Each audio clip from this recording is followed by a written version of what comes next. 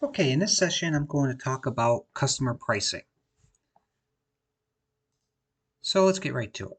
I'm going to go to customers and I'm going to go into the customer. This is just one way of doing it. That's not the only way of doing it, but I'm going to go into customers prices. And in here, I could dictate whether I want to set special pricing on a customer by customer basis for all customers, or maybe a tier level price group, which they refer them as of. So right now, for simplicity purposes, I am going to choose all customers. So basically, I'm going to build my table for all my customers across the board, right? So with that, I would choose an item with its unit measure. So I have pieces or packs, right? So every time they purchase this item, a piece of this item, the minimum quantity is 0, meaning whether they order 1 or 1,000 or however many, they're going to get it for this standard price. So let's just say it's going to be 24.50. Okay, I could also put it as a starting end date, meaning that if it's a yearly price table that I want to set up and I change my prices every year, every 6 months, every quarter, right? It's all going to be based on the start ending dates. So whatever starting ending dates I put in here. So for example, if I go in and put in, say it's a yearly price table, then my pricing, oops, is going to be from January 1 through 12/31. My price for this item, each piece is going to be 24.50. Okay. If I want to do discounts or special pricing based on the quantities, well, I would say bring in the same item as bring pieces, but if they purchase 10 pieces, then maybe they get a better break and it's going to be 22.50. Okay, and I could continue to go on if I have further breaks just to show you what the capabilities are. So I could break it down to any which way. So if they buy 25 packs, well, maybe they get it for $18 a piece. Okay, so now when any customer, because it's set up for all customers, so if any customer purchases an item number 1,000, any amount of pieces will go up from 1 to 9, I suppose you'll say. They're going to buy it. The price will come in at 24.50. If they purchase 10 of them, the price will automatically come in at 22.50. And if they purchase anything over 25, they will get it for $18. And of course, I could set up the starting end date just like I did here. I just didn't populate it, but again, I could if it's left open, that means it's my standard pricing. This is my price table.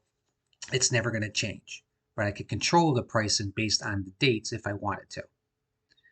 Okay, so that would be for all customers. So now, just as I mentioned, all customers will get this pricing based on the quantities they purchase for item 1,000.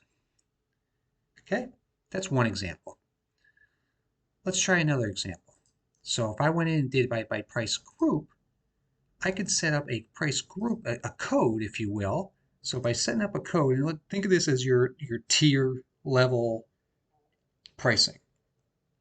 So if I just do level 1, right, and then I do level 2, I'll just stick with 1 and 2.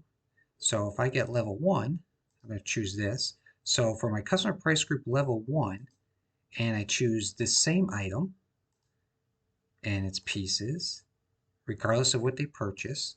So they're going to buy this at $20. And again, I can use starting end dates. And as I drop down again, if it's level 2 for the same item, pieces, if they're level 2, they're going to get it for $17.50. So now I have set up price groups, customer price groups, and I'm going to assign this price group to each individual customer.